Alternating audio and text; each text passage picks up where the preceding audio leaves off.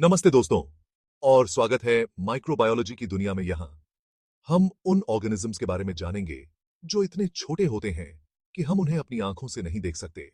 Inoculation हमारा रास्ता है। ये इन छोटे मेहमानों माइक्रोब्स को एक अच्छी जगह पे ले जाने जैसा है जहां वो ग्रोथ कर सकते हैं।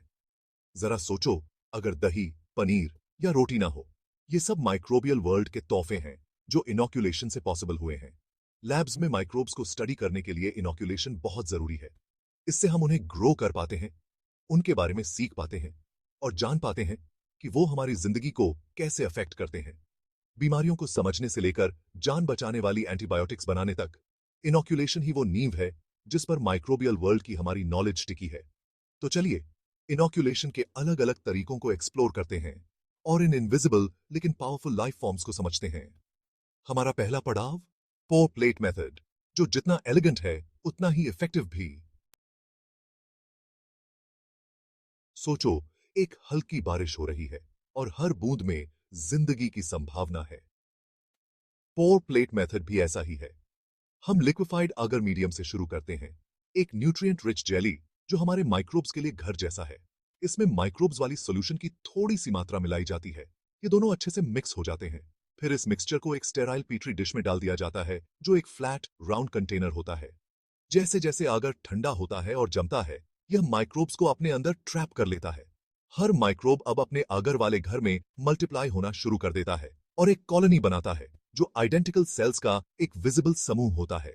यह टेक्निक इन कॉलोनीज को काउंट करने के लिए परफेक्ट है, जिससे हमें पता चलता है कि हमारे सैंपल में माइक्रोब्स की कॉन्सेंट्रेशन कितनी थी।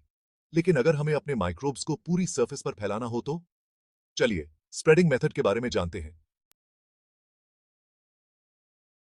जरा एक पेंटर को इमेजिन करो जो बड़े ध्यान से एक कैनवस पर रंग लगा रहा है। स्प्रेडिंग मेथड भी ऐसा ही है।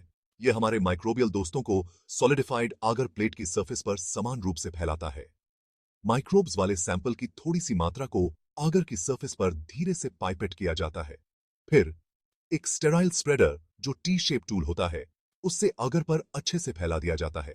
नतीजा, माइक्रोबियल ग्रोथ का एक सुंदर यूनिफॉर्म लॉन जो एंटीबायोटिक सेंसिटिविटी टेस्टिंग के लिए बिल्कुल सही है, जहां हम देख सकते हैं कि अलग अलग दवाएं माइक्रोबियल ग्रोथ को कैसे प्रभावित करती हैं। इस मेथड से हमें जोन्स ऑफ इनहिबिशन दिखाई देते हैं, वो जगह जहां माइक्रोबियल ग्रोथ रुक जाता है, जिससे हमें पता चलता है कि दवा कितनी इफेक्टिव है। लेकिन कभी कभी हमें इंडिविजुअल माइक्रोबियल चैंपियंस को आइसोलेट करके स्टडी करना होता है। यहां पर स्ट्रीकिंग मेथड काम आता है। एक रेस की कल्पना करो जहां सभी रनर्स एक दूसरे से आगे निकलने की कोशिश कर रहे हैं और फिनिश लाइन तक अकेले पहुंचने की कोशिश कर रहे हैं। स्ट्रीकिंग मेथड भी ऐसा ही है। यह हमें माइक्रोब्स के मिक्स्ड पॉपुलेशन को प्योर कॉलोनीज में अलग करने में मदद करता है। एक स्टेराइल लूप जो एक छोटी सी छड़ी जैसा होता है, हमारा खास टूल है। हम इसे अपने माइक्रोबियल मिक्सचर में डुबोते हैं और इसे अगर प्लेट की सरफेस पर एक खास पैटर्न में स्ट्रीक करते हैं। यह स्ट्रीकिंग धीरे धीरे सैंपल को डाइल्यूट करता है। जैसे जैसे हम स्ट्रीक करते हैं, माइक्रोब्स दूर दूर होते जाते हैं। यह सेपरेशन इंडिविजुअल सेल्स को आइसोलेटेड कॉलोनीज में ग्रो होने देता है। हर एक कॉलोनी एक ही एंसेस्टर से बनी होती है। अब एक ऐसी टेक्निक के बारे में जानते हैं जो अक्सर एनारोबिक माइक्रोब्स के लिए यूज होती है, जो ऑक्सीजन के बिना बढ़ाते हैं, द स्ट्रोक मेथड। जहां stroke plate method surface growth पर फोकस करता है, वहीं स्टैप कल्चर टेक्निक हमें डीपर ले जाता है, सॉलिड मीडियम के भीतर माइक्रोबियल ग्रोथ को एक्सप्लोर करता है। यह मेथड एक स्पेशल नीडल का यूज करता है माइक्रोब को सॉलिड अगर मीडियम की डेप्थ्स में इंट्रोड्यूस करने के लिए, जो अक्सर एक टेस्ट ट्यूब में होता है। इसे ऐसे समझो जैसे मिट्टी के भीतर गहराई में एक सीड प्लांट करना।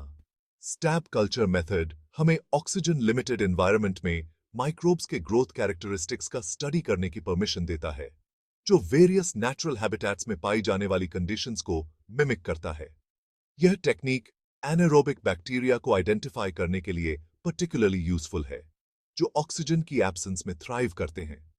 बैक्टीरिया को आगर में डीप स्टैब करके हम एक ऑक्सीजन ग्रेडियंट क्रिएट करते हैं, जिससे हम ऑब्जर्व कर सकते हैं कि बैक्टीरिया अलग अलग ऑक्सीजन कॉन्सेंट्रेशंस में कैसे ग्रो करते हैं। एक माउंटेन स्लोप की इमेजिन करो जहां अलग-अलग प्लांट्स अलग-अलग एल्टीट्यूड्स पर थ्राइव करते हैं। इसी तरह स्लांट कल्चर टेक्निक एक टेस्ट ट्यूब में सॉलिड अगर मीडियम पर एक स्लोप्ड सरफेस क्रिएट करता है, जिससे हमें ऑक्सीजन लेवल्स की एक रेंज में माइक्रोबियल ग्रोथ पैटर्न्स को ऑब्जर्व करने का मौका मिलता है।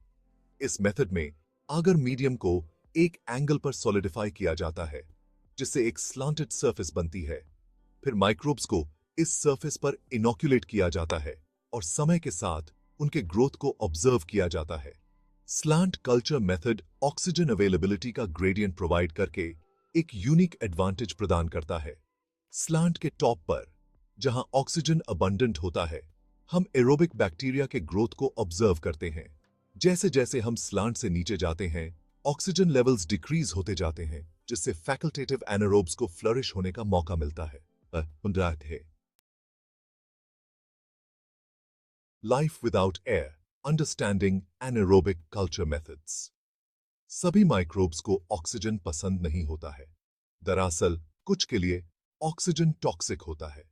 ये माइक्रोब्स, जिन्हें एनारोब्स के नाम से जाना जाता है, उन एनवायरनमेंट्स में थ्राइव करते हैं जहां ऑक्सीजन स्केर्स होता है या एब्सेंट होता है। इन ऑक्सीजन हेटिंग माइक्रोब्स का स्टडी करने के लिए स्पेशलाइज्ड एनवायरनमेंट्स क्रिएट करने की आवश्यकता होती है, जो उनके नेचुरल हैबिटेट्स को मिमिक करते हैं। Anaerobic culture methods in oxygen sensitive microbes के लिए एक सेफ हेवन बनाने जैसे हैं, जिससे उन्हें ऑक्सीजन के हार्मफुल इफेक्ट्स के बिना ग्रो और मल्टीप्लाई होने का मौका मिलता है। ये टेक्निक्स एनारोबिक बैक्टीरिया की डाइवर्स वर्ल्ड का स्टडी करने के लिए क्रूशल हैं, जो वेरियस इकोलॉजिकल प्रोसेसेस और ह्यूमन हेल्थ में वाइटल रोल्स निभाते हैं। Creating the ideal anaerobic environment. Anaerobic bacteria के लिए ऑक्सीजन फ्री एनवायरनमेंट क्रिएट करना एक ऐसे स्पेशल रूम को सेटअप करने जैसा है जहां ऑक्सीजन का आना मना है। इसे अचीव करने के लिए कई मेथड्स का यूज किया जाता है। हर एक के अपने एडवांटेजेस और एप्लीकेशंस होते हैं। एक कॉमन टेक्निक है एनारोबिक जार्स का यूज करना। ये स्पेशलाइज्ड कंटेनर्स केमिकल पाउचेस से इक्विप्ड होते हैं, जो ऑक्सीजन के साथ रिएक्ट करते हैं, इफेक्टिवली इसे इंटरनल एटमॉस्फेयर से रिमूव कर देते हैं।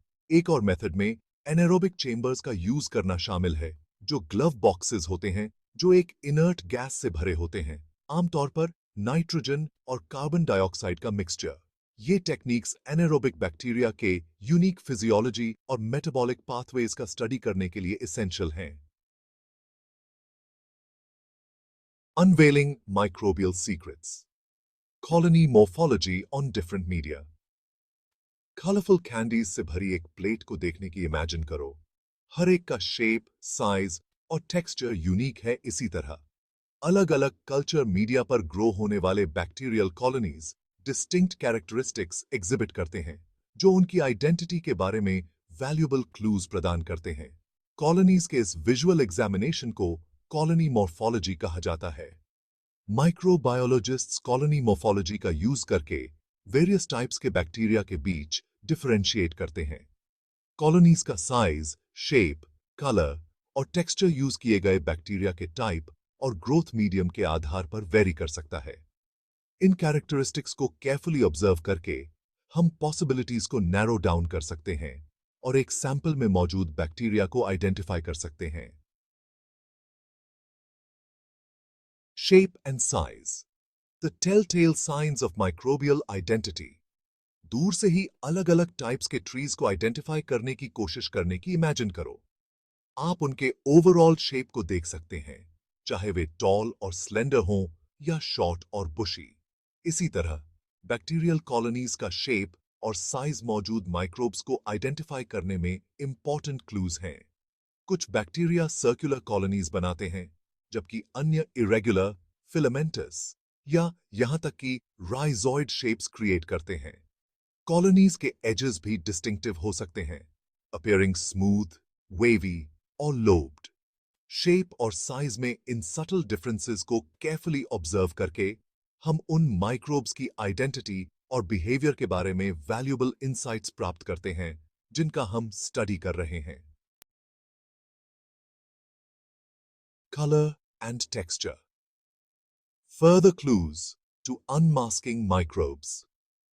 अपने डिटेक्टिव वर्क को कंटिन्यू रखते हुए आइए बैक्टीरियल कॉलोनीज के कलर और टेक्सचर का एग्जामिन करते हैं। जैसे फैब्रिक का कलर और टेक्सचर हमें अलग अलग मटेरियल्स को आइडेंटिफाई करने में हेल्प कर सकता है, वैसे ही ये कैरेक्टरिस्टिक्स उन बैक्टीरिया के बारे में वैल्यूएबल क्लूज प्रोवाइड करते हैं जिनका हम ऑब्जर्व कर रहे हैं। कुछ बैक्टीरिया पिगमेंट्स प्रोड्यूस करते हैं जो उनकी कॉलोनीज को एक डिस्टिंक्ट कलर देते हैं, जो ब्राइट येलो और वाइब्रेंट रेड से लेकर डीप पर्पल और यहां तक कि मेटालिक ग्रीन तक होता है। बैक्टीरियल कॉलोनीज का टेक्सचर भी काफी डाइवर्स हो सकता है। कुछ कॉलोनीज स्मूथ और ग्लिसनिंग दिखाई देती हैं, जबकि अन्य रफ, रिंकल्ड या यहां तक कि म्यूकॉइड होती हैं। इन विजुअल क्यूज को मेटिकुलसली ऑब्जर्व करके हम अपनी आइडेंटिफिकेशन को और रिफाइन कर सकते हैं और माइक्रोब्स की डाइवर्स वर्ल्ड की डीपर अंडरस्टैंडिंग प्राप्त कर सकते हैं। Conclusion: the enduring significance of culture techniques. जैसे ही हम स्ट्रोक, स्टैब, स्लांट और एनारोबिक कल्चर मेथड्स की अपनी एक्सप्लोरेशन को कंक्लूड करते हैं, माइक्रोबायोलॉजी में उनके एंड्यूरिंग सिग्निफिकेंस को रिकॉग्नाइज करना क्रूशल है। ये टेक्निक्स, दो सीमिंगली सिंपल, ने माइक्रोबियल वर्ल्ड की हमारी अंडरस्टैंडिंग में रेवोल्यूशनाइज ला दी है। उनकी ग्रोथ रिक्वायरमेंट्स को समझकर हम उनके इकोलॉजिकल रोल्स, बीमारी पैदा करने की उनकी क्षमता और वेरियस बायोटेक्नोलॉजिकल प्रोसेसेस में उनके एप्लीकेशन के बारे में इंसाइट्स प्राप्त करते हैं। इन्फेक्शंस का डायग्नोजिंग करने से लेकर न्यू एंटीबायोटिक्स डेवलप करने तक, कल्चर टेक्निक्स हमारी एवरीडे लाइव्स में एक पिवटल रोल निभाते हैं। तो अगली बार जब आप कलरफुल बैक्टीरियल कॉलोनीज के साथ एक पेट्री डिश देखें, तो याद रखें कि आप कल्चर टेक्निक्स की पावर को देख रहे हैं, जो माइक्रोबियल वर्ल्ड के हिडन वंडर्स को अनवेल कर रहे हैं।